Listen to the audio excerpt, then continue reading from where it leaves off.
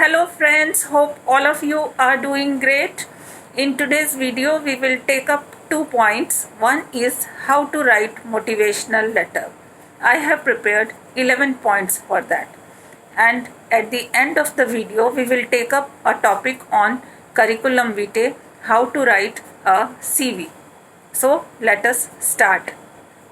How to write a motivational letter for university admission in Germany.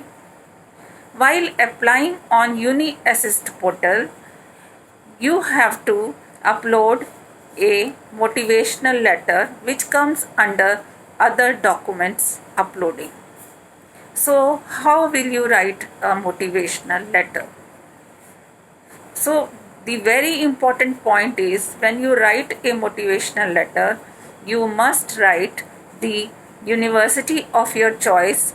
That means the name of your university for which you are writing the motivational letter, as well as the course of study you are applying to.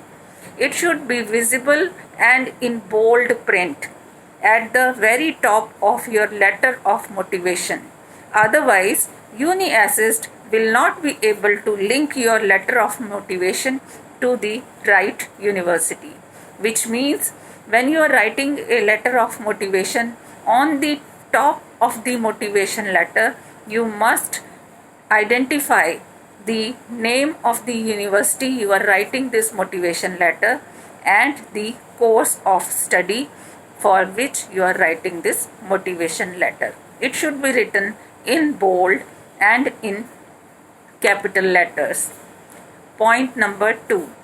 The motivational letter, also known as statement of purpose, is a document where you describe your professional competence and personal motivation about choosing to study a particular study field at a particular university.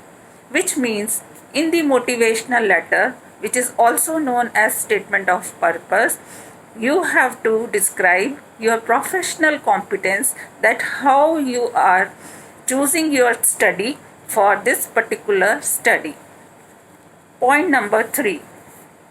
In the letter, you can write relevant and interesting details about yourself which can prove to the admission officers that you are right candidate to be selected to participate in their program. Question number 4. Focus on your intellectual personality. Be careful, do not indulge in a lot of your deficit side. Always focus on your strengths and reasons why you are right person for the university. Number 5. We have a suggestion for you. Plan ahead before attempting your final draft writing. Firstly, plan the concept, then the layout, the structure and fine-tuning. Point number 6. All your thoughts on why you want to pursue the specific degree, the qualities you can bring to the program, why the specific university is the best option for you. Bring these ideas to draft either in Word document or you pen it down in a notebook. Point number 7. If there are no specifications in the university description of the motivation letter, you should attempt at keeping it to a maximum length of 2 pages. The structure defines the flow of the letter with a bright introduction leading smoothly to an intense body and summarize the content. The conclusion should once more indicate to your personal advantages. Point number 9. While finalizing your motivation letter, focus on usage of simple words with professional presentation of contents of your letter with your persuasive and smooth language.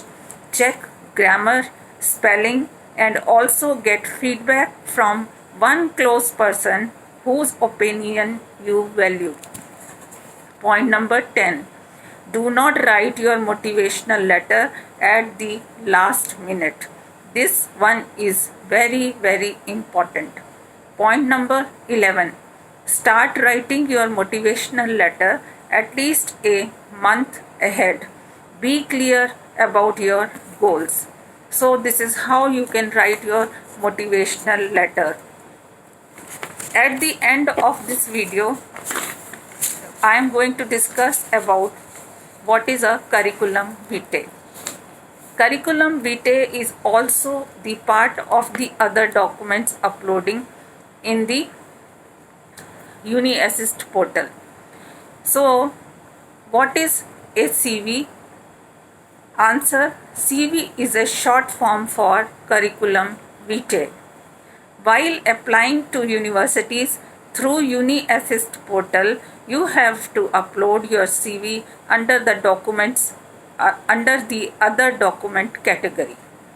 Point number 2, question 2, why is it required? Answer: some universities require a CV without any omission, which is current up to the date of application.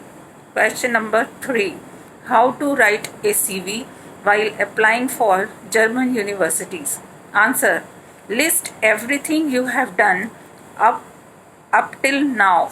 Start with your first school. Do not leave out any time period. If you were not enrolled at a university for a time or did not work, write down no special activities / no studies. A chronological list of all previous activities in a table format. A CV contains the following information: personal data, name, address, date of birth, place of birth, nationality, education, university, studies and professional development, practical and on-the-job experience, and additional qualifications such as language spoken, IT skills, etc. So guys, this is all about writing a motivational letter and how to write a curriculum vitae. When you are writing a motivational letter or a curriculum vitae, it is very, very important that you must check that there is no spelling mistake and it should be written as per your real facts. There should not be any deviation from your facts of studies and facts of your personal information. And at the same time, when you are writing a motivational letter, you are basically convincing the admission officer that you are the right fit for this particular university and you are the right fit for this particular course.